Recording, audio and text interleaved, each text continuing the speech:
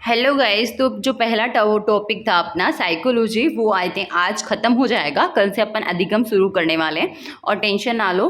मैंने आपको बोला है कि जब 10 दिन में कंप्लीट करवा दूंगी साइकोलॉजी, तो इन 20 मिनट्स के लेक्चर से भी कंप्लीट हो जाएगी। क्योंकि अधिगम के बाद में जो टॉपिक है, जैसे बुद्धि हो गया, है ना, अभिवृद्धि हो गया, वो छोटे छोटे टॉपिक है, स्मॉल स्मॉल टॉपिक। सुना होगा ना आपने कभी। तो ये लॉन्ग लॉन्ग टॉपिक है, इसलिए टाइम लग रहा है। स्मॉल स्मॉल में टाइम नहीं लगेगा। तो आप बस जुड़े रहिए, साइकोलॉजी पढ़ते रहिए, समझते रहिए, ठीक है। और मुझसे जितना होता है मैं उतने ईजी वे में समझाती हूँ। आपको फिर भी समझ ना आए तो उसके लिए सॉरी, बट लिटरली मैं इसे ज़्यादा अच्छे से नहीं पढ़ा सकती। Okay, bye bye. और सॉरी, आज तो मतलब क्या ही बताऊँ। मतलब आप सोच रहे होंगे मैम क्लास तो ली नहीं, उससे पहले ही पापा बोल दिया। ठीक है, कोई बात नहीं, क्लासेस अब ले लेते हैं। पता है कि अभी अभी आपकी क्लास लेना बाकी है, ठीक है। तो इरेक्शन का सिद्धांत, तो इरेक्शन के सिद्धांत को ही ध्यान रखना। मनोसामाजिक विकास का सिद्धांत भी कहते हैं और जीव सामाजिक विकास का सिद्धांत भी कहते हैं। तो अगर आपको कोई पूछे कि मनोसामाजिक विकास का सिद्धांत, तो ध्यान रखना इसी सिद्धांत के बारे में बात हो रही है, ठीक है। इरिक्सन ने बालक के विकास की कितनी अवस्थाएं बताई है? 8 अवस्थाएं बताई है। इंपॉर्टेंट है, आपको एज अ टी सवाल पूछा जा सकता है कि इरिक्सन ने बालक के विकास की कितनी अवस्थाएं बताई है। तो 8 अवस्थाएं बताई है। इसमें गर्भावस्था का वर्णन नहीं किया है इन्होंने। ये जो 8 अवस्था बताई है ना, फिर भी इन्होंने गर्भावस्था का कोई वर्णन नहीं किया है। मतलब जब बेबी गर्भ में रहता है, मम्मा के पेट में रहता है, उस टाइम की इन्होंने कोई बात नहीं की है। बालक के विकास की अवस्थाओं के नामकरण में एक विशेषता तथा दूसरी समस्या, इन दोनों को बनाम शब्द से जोड़ा है। तो इन्होंने क्या किया है कि इन्होंने जो बालक के विकास की ये जो अवस्थाएं दी है, 8 अवस्थाएं, जिसके बारे में अभी हम पढ़ने वाले हैं, तो इन्होंने क्या करा है कि इनका अगर कोई नाम दिया है, नामकरण करा है, तो इन्होंने एक तो विशेषता रखी है उसमें और दूसरी समस्या रखी है, और इन दोनों को बनाम शब्द से जोड़ा है, ठीक है। अवस्थाएं कौन कौन सी है? तो देखो, ये अवस्था बनाम अनावस्था, क्योंकि एक तो विशेषता है और एक समस्या है, ठीक है। तो 8 अवस्थाएं हैं इनकी, और वो कौन कौन सी है? तो अवस्था बनाम अनावस्था, अनास्था, विश्वास बनाम अविश्वास, है ना। और ऐसे ही वर्ष शेषवावस्था के बारे में बात हुई है। तो एक काम करते हैं, इनको थोड़ा डिटेल में पढ़ लेते हैं अपन, ठीक है। तो देखो, जो अवस्था बनाम अनास्था है, इसी को ही विश्वास बनाम अविश्वास भी कहा जाता है। और ये कब होता है? शेषवावस्था में। आपको पता है ना, बच्चा जन्म के बाद में कौन सी अवस्था में आता है? सबसे पहले शेषवावस्था में आता है। ऐसे ही स्वायत्तता बनाम शर्म, है ना, या फिर लज्जा भी बोला जा सकता है। मतलब शर्म को लज्जा भी बोलते हैं। और ये भी शेषावस्था की ही अवस्था है।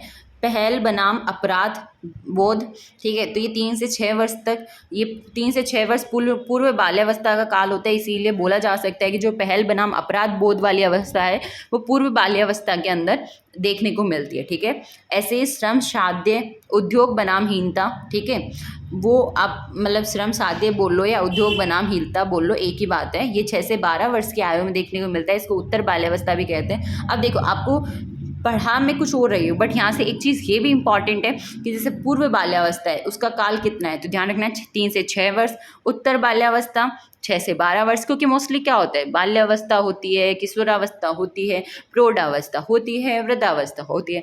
ऐसे तो रट लेते हो, बट और पीरियड्स भी सबको याद होता है कि भाई बाल्यावस्था जो होती है वो 12 वर्ष तक होती है। बट बाल्यावस्था के भी 2 पार्ट है, पूर्व और उत्तर में बांटा हुआ है। तो आपको पता होना चाहिए, पूर्व बाल्यावस्था मतलब 3 से 6 वर्ष, और उत्तर बाल्यावस्था मतलब 6 से 12 वर्ष। अब खंडन बनाम भूमिका की खोज, है ना, खंडन बनाम भूमिका की खोज। तो आइडेंटिटी राइजेस 2 से 18 वर्ष किशोरावस्था। तो जब किशोरावस्था में आ जाता है, तब कौन सी अवस्था चलती है? खंडन बनाम भूमिका की खोज। आपको ये वाला पार्ट थोड़ा बोरिंग सा लग रहा होगा, आई नो, क्योंकि आपको तो हंसते खेलते पढ़ने की आदत पड़ चुकी है ना। बट इनको देखो, याद तो रखना पड़ेगा कि इरिक्सन ने कितने अवस्थाएं बताई है। पहली चीज़ तो 8 बताइए। आपको कुछ याद नहीं रहे ना रहे, एक बार के नाम, एक काम करना, पेपर पे जितना छोटा हो सके उतना छोटा लिखना। इधर इनके नाम लिख लेना और इधर ये लिख लेना कि भाई कौन से अवस्था में है, जैसे बाल्यावस्था में है या प्रौढ़ावस्था में या किशोरावस्था में है, आपको याद हो जाएंगे। ओके। सहानुभूति और या फिर सहयोग बनाम एकाकीपन। तो सहानुभूति और सहयोग तो आपको पता है ना, विशेषता जैसा ही हो गया। और एकाकीपन, अकेले अकेले रहने वाला, तो ये थोड़ा समस्या ही होगी, ठीक है। तो 18 से 35 वर्ष इसके अंदर, 18 से 35 वर्ष के वाले लोग आएंगे इसमें, और इसको बोला जाता है पूर्व प्रौढ़ावस्था, ठीक है। और उत्पादकता बनाम निष्क्रियता या आत्मलीनता, तो इसको बोला जाता है 35 से 45 वर्ष वाली अवस्था है, और मध्य प्रौढ़ावस्था बोला जाएगा। ठीक है, ऐसे ही एकाग्रता, सत्यनिष्ठा बनाम विश्वासघात। ठीक है, एकाग्रता या सत्यनिष्ठा बनाम विश्वासघात, ये 8वीं है। आप कितने खुश हो रहे होंगे ना कि चलो 8 की 8 अवस्थाएं हो गई, अब बोर नहीं होंगे, आगे कुछ इंटरेस्टिंग पढ़ेंगे, है ना। मेरे को भी कुछ समझ में नहीं आ रहा कि क्या पढ़ रहे हैं, बट इट्स ओके, साइकोलॉजी के कभी कभार कुछ ऊपर ऐसा भी पढ़ने को मिलता है, क्योंकि इनको क्या ही करोगे, इनको सिर्फ याद कर सकते हो आप। तो 45 से 60 वर्ष ये उत्तर प्रौढ़ावस्था या फिर वृद्धावस्था भी बोल सकते हो। तो देखो यहाँ पे आपको पता होना चाहिए, पूर्व प्रौढ़ावस्था का काल ये होता है, मध्य प्रौढ़ावस्था का काल ये होता है, और उत्तर प्रौढ़ावस्था का काल ये होता है। सोच रहे होंगे मैम आपने कचरा कर दिया, अब हम नोट्स कैसे बनाए हैं। तो ये लो, जिन्होंने कचरा किया उन्होंने साफ कर दिया। प्रेरकीय हार्मिक संप्रदाय। ठीक है, तो अब हम पढ़ेंगे प्रेरकीय हार्मिक संप्रदाय के बारे में। ये 1905 ईस्वी में दिया गया था।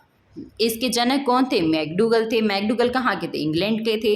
तो आपसे पूछा जा सकता है प्रेरकीय संप्रदाय के जनक कौन थे, तो ध्यान रखना मैकडूगल थे। मैकडूगल आपको पता है कि किसान थे, उन्हीं का नाम है ना।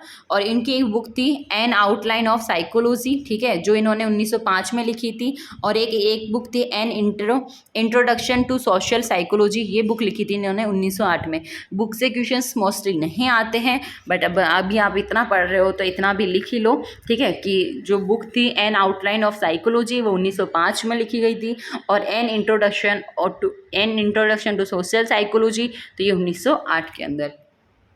मैकडूगल का सबसे प्रसिद्ध सिद्धांत कौन सा था? तो इनका सबसे प्रसिद्ध सिद्धांत था मूल प्रवृत्तियों का सिद्धांत। अब आपसे पूछा जा सकता है कि मूल प्रवृत्तियों का जो सिद्धांत है वो किसने दिया था, है ना। तो आपको जब पता होगा तभी तो आप आंसर टिक कर पाओगे ना। तो ध्यान रखना मैकडूगल ने, क्योंकि मैकडूगल का सबसे प्रसिद्ध सिद्धांत जो था वो भी यही था। तो दोनों तरह से सवाल आ सकता है कि मैकडूगल का सबसे प्रसिद्ध सिद्धांत कौन सा था, या फिर मूल प्रवृत्तियों का जो सिद्धांत है वो किसने दिया था। तो मैकडूगल ने 14 मूल प्रवृत्तियाँ बताई है। ठीक है, कितनी मूल प्रवृत्तियां बताई हैं? 14। प्रत्येक मूल प्रवृत्ति से एक संवेग जुड़ा हुआ है। ठीक है, अतः संवेगों की संख्या भी 14 ही मानी जाती है। अब मैकडूगल साहब ने बोला कि 14 मूल प्रवृत्तियां होती है भाई, और हर एक मूल प्रवृत्ति के साथ में संवेग जुड़ा हुआ है ना, एक के साथ में एक ही जुड़ा हुआ है। तो ये तो कॉमन सेंस वाली बात हो गई। 14 मूल प्रवृत्तियां हैं तो 14 ही संवेग होंगे। ठीक है, मनुष्य में 14 मूल प्रवृत्तियां पाई जाती है, जबकि पशुओं में 13 मूल प्रवृत्तियां पाई जाती है। ध्यान रखना, हम इंसान हैं, हम मनुष्य हैं, है ना, पता है ना आपको, हम मनुष्य हैं। तो हम मनुष्य में तो 14 मूल प्रवृत्तियां पाई जाती हैं, बट जो पशु वगैरह होते हैं उनमें 13 मूल प्रवृत्तियां पाई जाती हैं। मनुष्य में हंसना मूल प्रवृत्ति अधिक पाए जाते हैं। ठीक है, अगर आपने नोटिस किया हो, आपने क्या, अब मुझे नहीं पता, मैंने देखो सच्ची कह रही हूँ, पशुओं को हंसते हुए नहीं देखा, बट या इन्होंने कहा है तो सही कहा होगा कि मनुष्य के अंदर जो हंसने वाली जो मूल प्रवृत्ति है वो अधिक पाई जाती है। ठीक है, यही इसी वजह से ही जो मनुष्य में है वो 14 मूल प्रवृत्तियां होती है और पशुओं में 13 ही रह जाती है, क्योंकि ये जो हंसने वाली मूल प्रवृत्ति है ये सिर्फ मनुष्य में ही पाई जाती है। तभी तो मनुष्य ही सिर्फ ही करते हैं ना।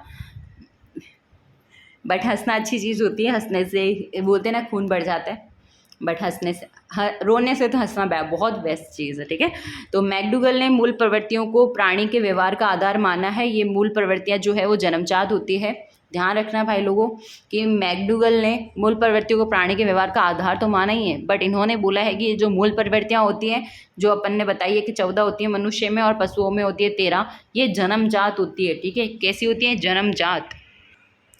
तो जैसे मैंने आपको अभी बताया था कि जो मूल प्रवृत्तियां होती हैं वो जन्मजात होती है, वैसे ही उसमें एक ये कैरेक्टरिस्टिक भी है कि ये सकारात्मक तथा नकारात्मक होती है। धनात्मक मूल प्रवृत्तियां अधिगम में सहायक होंगी, जबकि नकारात्मक मूल प्रवृत्तियां, देखो कुछ भी पॉजिटिव चीज़ होती है तो वो अच्छी ही होती है, राइट। तो जो धनात्मक मूल प्रवृत्तियां हैं वो अधिगम में सहायक होती है, मतलब लर्निंग में आपकी हेल्प भी करेगी, जबकि जो नकारात्मक मूल प्रवृत्तियां होती हैं वो अधिगम में बाधक होती हैं। इसके बाद में मैकडूगल ने इन आउटलाइन ऑफ साइकोलॉजी पुस्तक में फ्राइड के अचेतन शब्द की आलोचना की है। तो देखो फ्राइड ने जब वो चीज़ बोली थी कि जो औरतें हैं वो कमज़ोर है पुरुषों से, नेक्स्ट इस लास्ट लेक्चर में मैंने बताया था, तो उसका विरोध भी हुआ ही था, ठीक है। अब फ्रायड ने बोला था कि अचेतन शब्द, तो फ्रायड ने अचेतन शब्द के बारे में बोला था। तो अचेतन शब्द की आलोचना किन्होंने की है, तो मैकडूगल ने की है। कौन सी बुक में की है, तो N outline of psychology book में की है, ठीक है।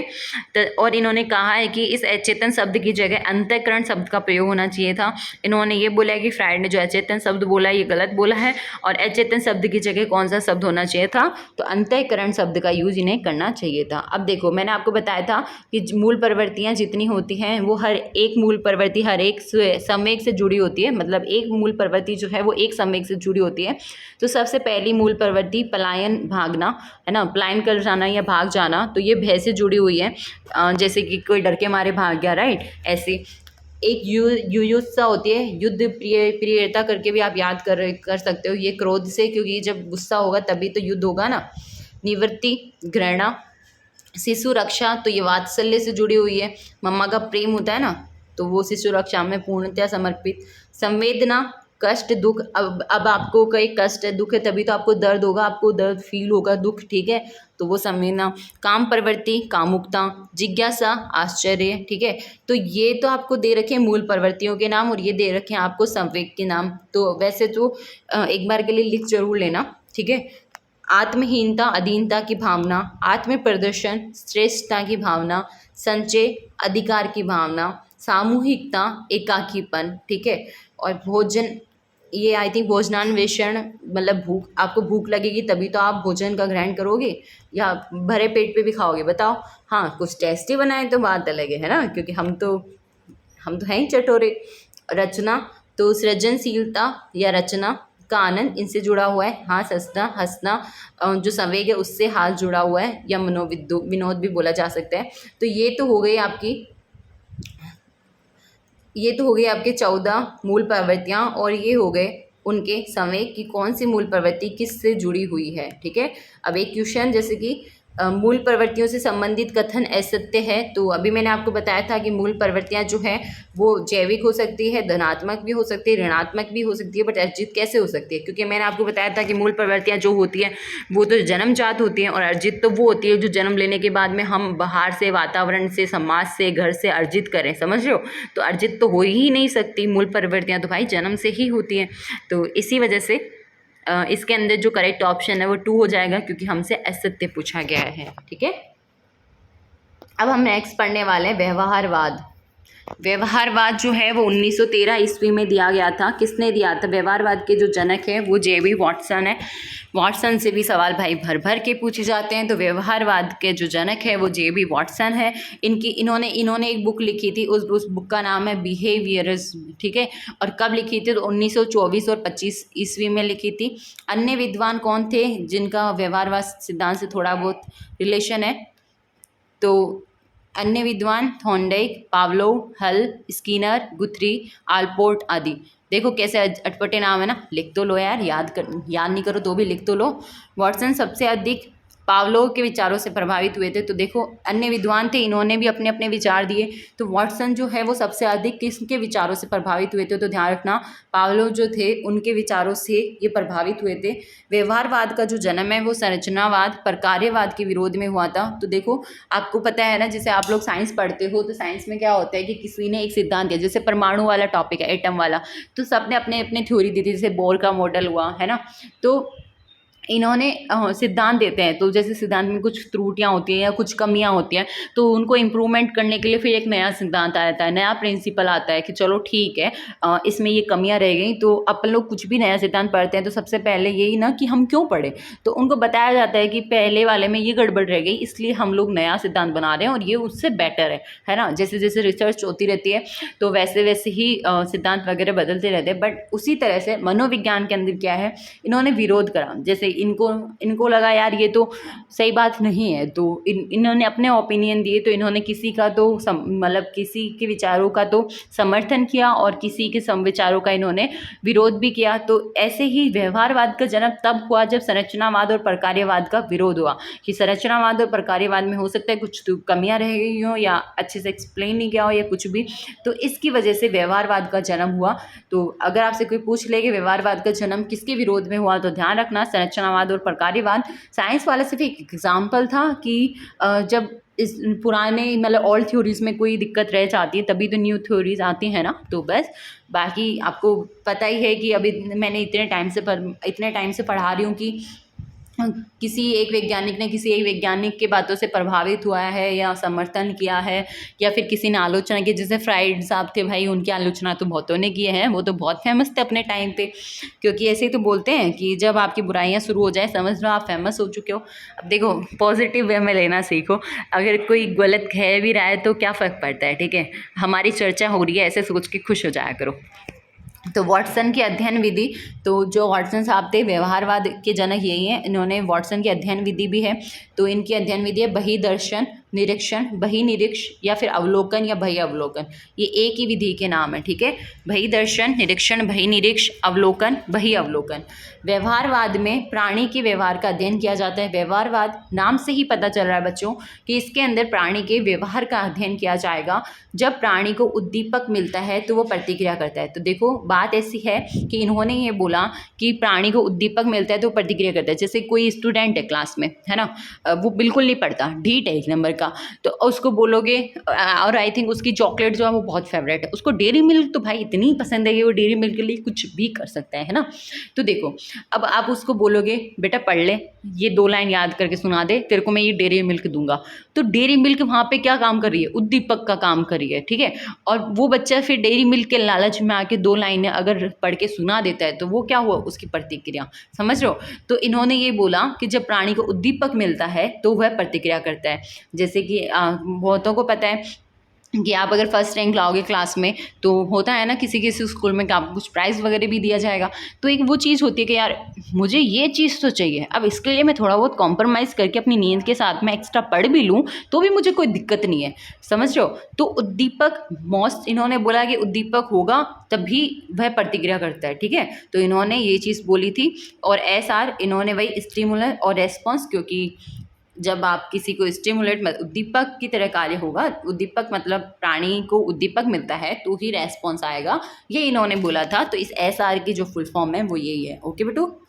अब देखो इसीलिए व्यवहारवादी विद्वानों के सिद्धांतों को SR सिद्धांत या अनुबंधन के सिद्धांत या साहचर्यात्मक सिद्धांत कहा जाता है। अब देखो व्यवहारवादी सिद्धांत विद्वानों का जो सिद्धांत था उसके कितने नाम हो गए।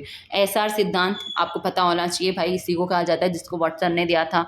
अनुबंधन का सिद्धांत इसी को कहा जाता है। साहचर्यात्मक सिद्धांत इन्हीं को कहा जाता है, ठीक है। तो व्यवहारवादी विद्वानों के अनुसार प्राणी के व्यवहार का आधार उद्दीपक माना जाता है, जबकि व्यक्तित्व के निर्माण की इकाई। तो सबसे पहली चीज़ आपसे पूछी जा सकती है कि व्यवहारवादी विद्वानों के अनुसार प्राणी के व्यवहार का आधार किसे माना जाता है। तो ध्यान रखना प्राणी के व्यवहार का जो आधार है वो उद्दीपक को माना जाता है, ठीक है, मोस्ट इंपॉर्टेंट। प्राणी के व्यवहार का आधार किसको माना जाता है, बताओ फटाफट, उद्दीपक को। और जबकि व्यक्ति के निर्माण की इकाई किसको माना जाता है, तो व्यक्ति के निर्माण की इकाई माना जाता है प्रतिक्रिया को, है ना, रेस्पॉन्स को, ठीक है, व्यवहार को, कि उद्दीपक के मिलने के बाद में वो किस तरह से व्यवहार करता है। तो ये दोनों इंपॉर्टेंट क्वेश्चंस है, ध्यान रखना। व्यवहारवाद में अध्ययन अंश से पूर्ण की ओर होता है, ठीक है। तो व्यवहारवाद में जो अध्ययन होता है वो अंश से पूर्ण की ओर होता है। इस तरीके को अणु या खंड विधि या अंश विधि भी कहते हैं।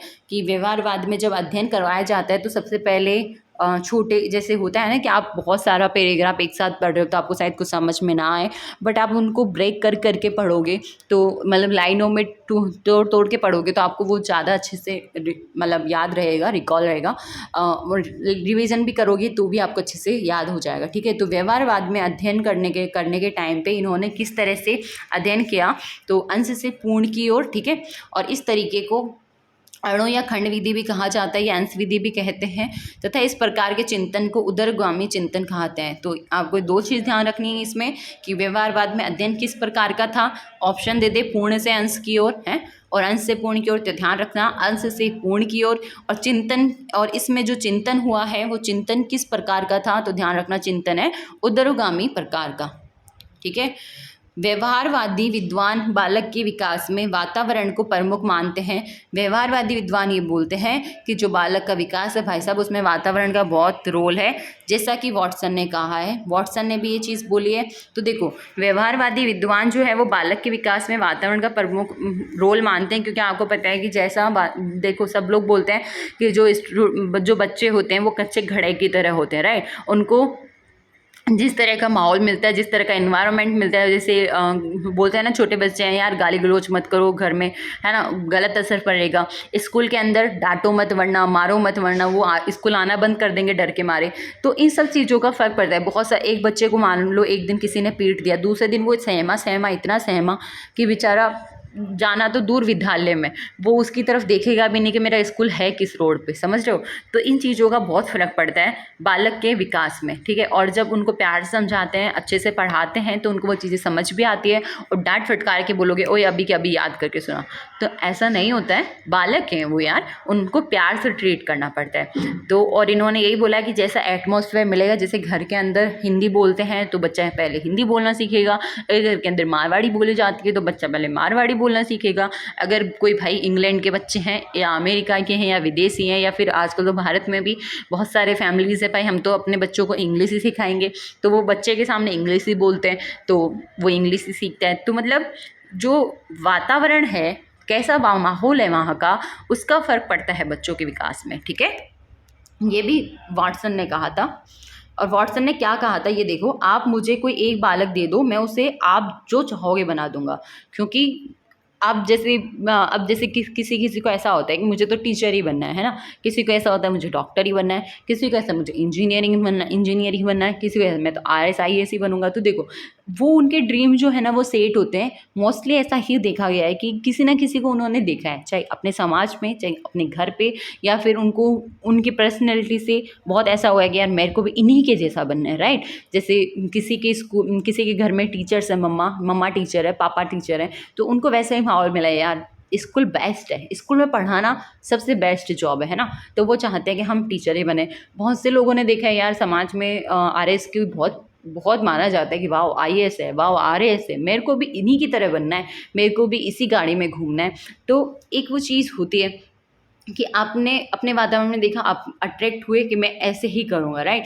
तो उनको उनके वो जो ड्रीम गोल हैं वो किस तरह से सेट हुए हैं, वो व्यवहार के अकॉर्डिंग देखे, मतलब वातावरण के अकॉर्डिंग की चलो ठीक है। तो वही चीज़ इन्होंने बोली है कि आप मुझे कोई भी एक बालक दे दो। तो आप एक बात बताओ, आप 10th में हो, 9th में हो, या छोटे क्लास के बच्चे हैं जो 7th में हैं, 8th में हैं, ठीक है, आप तो नहीं हो, पर आपने देखा होगा स्कूल में छोटे छोटे बच्चे भी, बेटा क्या बनेगा, डॉक्टर बनूंगा, बेटा क्या बनेगा, मैं तो पायलट ही बनूंगा। अरे 5-5 साल के बच्चे, 6-6 साल के बच्चे, और कोई उनका आपको पता है, बोलते हैं ना पूत के पाँव पालने में ही दिख जाते हैं, आई थिंक ऐसे ही कुछ कहावत है। देखो मेरी हिंदी इतनी परफेक्ट तो नहीं है, बट फिर भी तो एक वो चीज़ होती है कि बच्चों के बारे में, मतलब बच्चों को अपन लोग कैसे भी ढाल सकते हैं, वो डिपेंड करता है कि वहाँ का वातावरण कैसा है। और ये वॉटसन ने कहा है कि आप मुझे कोई भी बच्चा दे दो, कोई भी एक बालक दे दो, और आप मुझे बता दो कि इसको किस तरह का बनाना है। मतलब इसकी माइंड ऐसा होना चाहिए कि भाई मेरे को डॉक्टर ही बनना है। जैसे बहुत सारी फैमिलीज़ होती है, बेटा तू बड़ा होगा बायो लेगा और बायो बन के तेरे को डॉक्टर ही बनना है ना। तो एक वो चीज़ होती है, आप जिस तरह का एटमॉस्फेयर प्रोवाइड करवाते हो, मोस्टली ऐसा ही होता है कि बच्चे का उस पर सीधा फ़र्क पड़ता है। अब बहुत सारी बातें हो गई, आई थिंक समझाते समझाते आप भी सोच में पड़ गए होंगे कि मैम टॉपिक पे आ जाओ वापस, है ना। तो चलो टॉपिक पे आ जाते हैं। देखो थोड़ी मैंने कहा ना, साइकोलॉजी वैसे इंटरेस्टिंग है। एक बार पढ़ाना शुरू करती हूँ तो आई थिंक मुझे खुद को नहीं पता चलता कि कितना मिनट हो गया। देखो 23 मिनट हो गए, बट मैं ये टॉपिक कंप्लीट करवाऊंगी आज की वीडियो में। थोड़े पेशेंस के साथ में देखते रहिए, ठीक है। तो आपको मैंने जो एग्जाम्पल दिए वो तो कोई भी नहीं पूछेगा, क्योंकि मैम को कौन पूछता है ना, मैम की तो कोई सुनता भी नहीं है। बट जो वॉटसन ने क्या कहा ये ज़रूर पूछेंगे। तो क्वेश्चन आ सकता है कि आप मुझे कोई एक बच्चा दे दो, है ना, एक बालक दे दो, मैं उसे आप जो चाहोगे वो बना दूंगा। ये है कथन किसने कहा था, ध्यान रखना, वॉटसन ने कहा था। व्यवहारवाद निम्न बौद्धिक स्तर पर आधारित है। व्यवहारवाद जो है वो निम्न बौद्धिक स्तर पर आधारित है, ठीक है। व्यवहारवादी विद्वानों ने पशुओं पर प्रयोग किए हैं क्योंकि इनका मानना यह है कि मनुष्य पशु की तरह सीखता है। ये लो भाई, व्यवहारवादी विद्वानों ने पशुओं पर ही प्रयोग कर दिया है ना, और इन्होंने ये बोला है कि जो मनुष्य है वो भी पशु की तरह ही सीखता है। ठीक है भाई, मान लेते हैं आपने कहा है तो, है ना। व्यवहारवाद में निरीक्षण, प्रशिक्षण, अनुबंधन, शब्द विवरण आदि विधियों पर अधिक बल दिया जाता है। तो व्यवहारवाद में जो ये विधियां हैं कि निरीक्षण करना, प्रशिक्षण लेना, अनुबंधन, विवरण आदि, इन विधियों पर अधिक बल दिया जाता है। व्यवहारवाद में अनुबंधन को सीखने के लिए महत्वपूर्ण मानते हैं। तो देखो, व्यवहारवाद में महत्वपूर्ण क्या है? अनुबंधन को सीखना। तथा व्यवहारवादियों ने सीखने के लिए अनुबंधन, पुनर्बलन, पुरस्कार, साहचर्य आदि का प्रयोग किया। देखो, पुनर्बलन आपने बहुत बार सुना होगा, है ना। मैं अभी क्लियर कर देती हूँ ये होता क्या है। जैसे किसी स्टूडेंट से आपने क्वेश्चन पूछा कि मतलब कोई भी XYZ कोई सवाल पूछा, है ना, और उसने उसका सही जवाब दे दिया, फिर आप बोलोगे शाबाश, बहुत अच्छा। तो आप ये जो उसका मनोबल बढ़ा रहे हो ना, और उसके लिए जो आपने ये वर्ड यूज़ में लिए हैं, शाबाश, गुड, वेरी गुड, एक्सीलेंट, तो ये पुनर्बलन देना होता है, ठीक है। अब आप सोच रहे होंगे मैम इतनी छोटी सी बात को इतना टिपिकल नाम दे रखे हैं, पुनर्बलन। हाँ जी, साइकोलॉजी है, आपके माइंड के साथ तो खेलने का काम है इसका। अब देखो, गेस्टाल्टवाद, है ना, गेस्टाल्टवाद के बारे में पढ़ते हैं। तो इनके जो जनक थे वो थे वर्दीमियर, ठीक है। और कब दिया था? तो 1912 ईस्वी में। अन्य प्रसिद्ध विद्वान, जैसे अभी मैंने आपको व्यवहारवाद के अंदर भी बहुत सारा बताया था, उसके जनक तो वॉटसन थे, बट फिर भी हमने सबके बारे में नाम देख ही देना। तो वैसे ही यहाँ पे कॉलर, कॉफा, कुर्ट लेविन, टॉलमैन आदि। गेस्टाल्ट शब्द जो है वो जर्मन भाषा का शब्द है ना। गेस्टाल्ट शब्द कौन सी लैंग्वेज का शब्द है? तो जर्मन भाषा का शब्द है। अर्थ क्या होता है इसका? पूर्ण, समग्रकार, पूर्णाकार, समग्राकृति संस्था, पूर्णाकृति संस्थान, ये इसका अर्थ है। अध्ययन विधि, इन्होंने मतलब अध्ययन पूर्ण से अंश की ओर होता है। देखो, अभी इसीलिए मैंने आपको बोला था, आपको ध्यान रखना है, व्यवहारवाद में मैंने आपको बताया था कि अंश से पूर्ण की ओर होता है, और गेस्टाल्टवाद में पूर्ण से अंश की ओर होता है। अब आपने अगर ध्यान से नहीं पढ़ा और आप अंश से पूर्ण की ओर, अंश से पूर्ण की ओर, और भाई सवाल में देखो ये भी नहीं गेस्टाल्टवाद की बात चल रही है या व्यवहारवाद की बात चल रही है, और करके आ जाओगे अंश से पूर्ण की ओर, और बाहर आके बोलोगे वाह ये तो मुझे आता था, मैं तो क्लास में बहुत ध्यान से लेक्चर्स लिए हैं सारे, है ना। अरे बेटा, सवाल पढ़ लेता, वहाँ पे व्यवहारवाद नहीं पूछा, वहाँ पे आपसे गेस्टाल्टवाद की बात हो रही है, तो वहाँ पे पूर्ण से अंश की ओर आएगी, ठीक है, पूर्ण से अंश की ओर आएगा, ना कि अंश से पूर्ण की ओर। इसीलिए सवाल ऐसे घुमाए जाते हैं और आप इतना पढ़ने के बाद भी उनको गलत करके आते हो, और फिर नेगेटिव में मार्क्स और आते हैं ना। तो बेटर है थोड़ा अच्छे से पढ़ लीजिए। और इन्होंने जो विधि के यूज़ में लिए वो समग्र विधि का काम में लिए, ठीक है। अब देखो, गेस्टाल्टवाद का जो जन्म है वो संरचनावाद और प्रकार्यवाद के विरोध में हुआ था। यही लाइन हमने व्यवहारवाद के लिए भी बोली थी कि भाई उन्होंने भी संरचनावाद और प्रकार्यवाद का विरोध किया, और उन्होंने अपना वो जो सिद्धांत होता है वो दे दिया, ऐसे गेस्टाल्टवाद ने किया। तो गेस्टाल्टवाद में समस्या पर समाधान नहीं, समस्या पर अध्ययन, संपूर्ण से अंश की ओर, क्योंकि संपूर्ण बोला है, पूर्ण से अंश की ओर, अंश बोलो एक ही बात है। तो गेस्टाल्टवाद में जो समस्या पर अध्ययन किया जाता है वो पूर्ण से अंश की ओर किया जाता है। इस तरीके को, इस विधि को समग्र विधि या पूर्ण विधि कहते हैं। अब आपसे पूछा जा सकता है कि समग्र विधि, पूर्ण विधि क्या है ना। तो ध्यान रखना, इसके अंदर पूर्ण से अंश की ओर अध्ययन किया जाता है, आप तो इतना ध्यान रख लो। और देखो, अभी व्यवहारवाद में मैंने आपको बताया था, उसमें उदरगामी चिंतन के बारे में बात हुई थी, और यहाँ पे अधोगामी चिंतन की बात हो रही है, ठीक है। तो इस प्रकार के मतलब इस प्रकार के चिंतन को अधोगामी चिंतन कहते हैं। तो अधोगामी चिंतन का जिक्र हुआ है इस विधि के अंदर, और पिछले वाले में तो मैंने आपको बता ही दिया था। गेस्टाल्टवाद में प्रत्यक्षीकरण तथा बुद्धि पर अधिक बल दिया जाता है। ध्यान से नोट कर लो भाई, गेस्टाल्टवाद में प्रत्यक्षीकरण तथा बुद्धि पर अधिक बल दिया जाता है। व्यवहारवाद में व्यवहार को, वातावरण पर बल दिया गया था, आपको पता है ना, अभी बताया था अच्छे से। इतने अच्छे अच्छे प्यारे प्यारे से एग्जाम्पल दे के समझाया यार, अब भी समझ ना आए तो मैम फेल है, क्योंकि जब बच्चों को समझ ही नहीं आ रहा तो पढ़ाने वाले में कोई कमी होगी ना। खुश हो रहे हो ना कि चलो 20 पेज नंबर पे आ गए, 21 होते ही टॉपिक ख़त्म। हाँ जी, ये वाला टॉपिक ख़त्म हो जाएगा। तो देखो, संज्ञानवाद बहुत इंपॉर्टेंट है भाई, यहाँ से तो आपको सवाल देखने को मिलेंगे ही मिलेंगे, कंफर्म है, लिख के ले लो।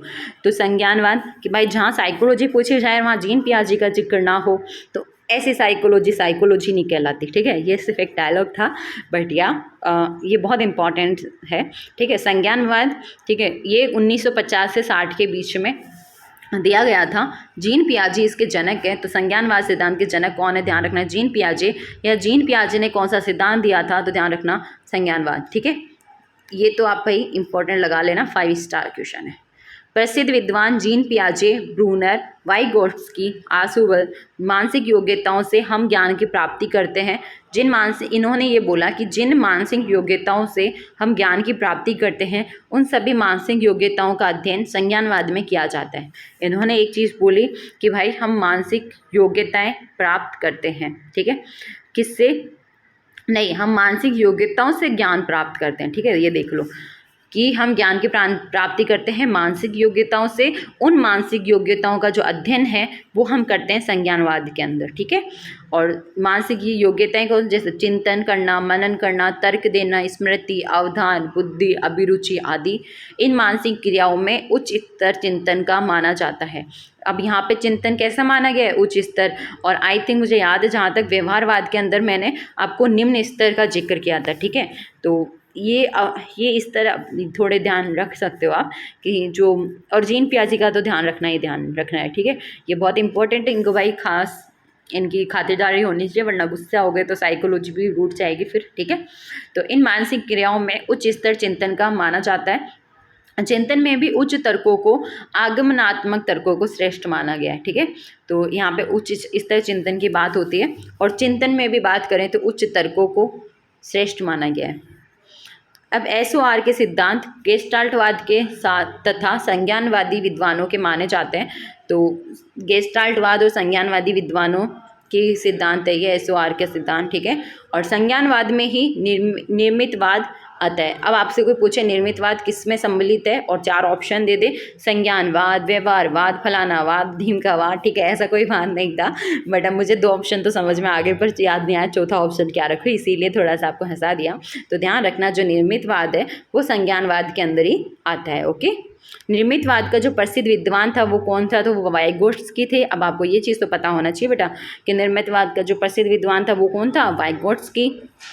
जिन क्रियाओं से या आयोजनों से मानसिक योग्यताओं का विकास होता है वे सभी निर्मितवाद में आते हैं। मोस्ट इम्पॉर्टेंट कि जिन क्रियाओं से या आयोजनों से मानसिक योग्यताओं का विकास होता है, क्योंकि मानसिक योग्यताओं की बात हमने की है कि मानसिक योग्यताओं से ज्ञान की प्राप्ति होती है, और ज्ञान की प्राप्ति के ये सब मैंने पढ़ाया आपको संज्ञानवाद के अंदर। तो इन्होंने यही चीज़ बोली है कि जिन क्रियाओं से आयोजनों से मानसिक योग्यताओं का विकास होता है वे सभी निर्मितवाद के अंदर आते हैं। ठीक है, और एग्जाम्पल दिया है इन्होंने, जैसे समस्या का समाधान, वाद विवाद, मस्तिष्क उद्बलन, सेमिनार आदि। तो ये सब क्रियाएं निर्मितवाद के अंदर आ गई। लास्ट है मानवतावाद। कल से अब हम अधिगम स्टार्ट करेंगे, तो आपको बहुत बहुत बधाइयाँ, आपने एक टॉपिक बहुत अच्छे से कवर कर लिया, और आई थिंक आपके नोट्स भी प्रिपेयर हो गए होंगे। टेंशन ना लो, बहुत जल्दी करवा दूँगी। आप पढ़ो या नहीं पढ़ो, पर आपको पढ़ाना मेरा काम है। ठीक है, मानवतावाद 1954 ईस्वी में दिया गया था ये सिद्धांत। देखो बहुत बार होता है कि पूछ लेते हैं व्यवहारवाद सिद्धांत कब आया था, है ना, गेस्टाल्टवाद सिद्धांत कब आया था, कौन सी ईयर में मतलब, और मानवतावाद सिद्धांत। तो आपको ये कुछ इंपॉर्टेंट चीज़ें हैं वो तो पता होनी चाहिए। तो मानवतावाद सिद्धांत 1954 में, और इसके जन्मदाता कौन थे, तो ध्यान रखना अब्राहम मैस्लो इसके जन्मदाता थे। ठीक है, कार्ल रोजर बोला जा सकता, कार्ल रोजर बोलते हैं। थर्ड आंदोलन, फोर्स मूवमेंट, बल, इनके बारे में बात हुई है, तो आप तो जन्मदाता ध्यान रख लो सिर्फ अब्राहम मैस्लो। इसका जन्म मनोविश्लेषणवाद तथा व्यवहारवाद के विरोध में हुआ है। अब हमने गेस्टाल्टवाद और व्यवहारवाद का पढ़ा था कि वो उन्होंने भाई साहब संरचनावाद वगैरह के विरोध किए और इन्होंने अपना सिद्धांत दे दिया, है ना, उनका जन्म हो गया। तो अब इस सिद्धांत का जन्म किसके विरोध में हुआ है, तो इन्होंने मनोविश्लेषणवाद तथा व्यवहारवाद का विरोध किया था। मानवतावाद में जियो और जीने दो, सत्यम शिवम सुंदरम, समानता, भाईचारा, सहयोग आदि नैतिक मूल्यों पर इसमें बल दिया जाता है। अब आपसे कोई पूछ ले कि जियो और जीने दो, सत्यम शिवम सुंदरम, इनका जिक्र कहाँ होता है, तो ध्यान रखना मानवतावाद में सत्यम शिवम सुंदरम तो बहुत बार सीटेट एग्जाम्स में भी पूछा गया है ये स्टेटमेंट। ठीक है, तो ये मानवतावाद से रिलेटेड है, ध्यान रखना बेटा। अब्राहम मैस्लो का आत्मसिद्धि का सिद्धांत सबसे प्रसिद्ध है। अब आपसे कोई पूछे, क्योंकि मनोवैज्ञानिक है, इन्होंने काफ़ी सिद्धांत तो दिए ही होंगे, तो अब्राहम मैस्लो का जो सबसे बेस्ट और प्रसिद्ध सिद्धांत था वो था आत्मसिद्धि का सिद्धांत, और रोजर ने प्रकार्यशील प्राणी का वर्णन क्या है। तो आपसे 2 क्वेश्चन पूछे जा सकते हैं यहाँ से कि परकार्यशील प्राणी के बारे में किसने बताया है, तो ध्यान रखना रोजर ने बताया है। और आत्मसिद्धि का सिद्धांत जो है वो सबसे प्रसिद्ध है ना। तो ये आत्मसिद्धि का सिद्धांत किसने दिया, तो ध्यान रखना अब्राहम मैस्लो ने। इसी के साथ आपका ये साइकोलॉजी वाला टॉपिक बहुत अच्छे से कवर करवा दिया है। नेक्स्ट अपन अधिगम स्टार्ट करेंगे कल के लेक्चर में। तो आई होप आपको अच्छा लग रहा होगा। पढ़ते रहो, मस्त रहो। और साइकोलॉजी आई थिंक लेक्चर लेने के बाद में और नोट्स लिखने के बाद में और ट्यूशन प्रैक्टिस करने के बाद में इतना कॉन्फिडेंस तो आ जाएगा कि आप वहाँ पे नेगेटिव में मार्क्स तो नहीं लेके आओगे। अगर आप कोई सवाल अटेम्प्ट करोगे तो आपको वो मतलब 100% श्योर हो गया भाई इसमें तो यही ऑप्शन आना है, क्योंकि नेगेटिव तो करना ही नहीं है। या तो क्वेश्चन अटेम्प्ट करना है या छोड़ना है, 2 ही ऑप्शन है। ये तो तुक्का नहीं चलता कंपटीशन एग्जाम में, ध्यान रखना। जहाँ नेगेटिव मार्किंग होती है वहाँ तो बिल्कुल नहीं चलता, ठीक है। और नेगेटिव मार्किंग भी कोई कम नहीं है, 1/4 होती है तो रिस्क ले भी सकते थे। 1/3 नेगेटिव मार्किंग आपको पता है। अगर 3 सवाल गलत हुए तो 2 नंबर चले जाएंगे बेटा। तो ध्यान रखना है हर चीज़ का। स्मार्टली खेलो, स्मार्टली एग्जाम में अटेंड करना, रिजल्ट अच्छा ही होगा। ओके, बाय बाय, मिलते हैं नेक्स्ट वीडियो में। प्लीज़ चैनल को सब्सक्राइब करना मत भूलना। ओके।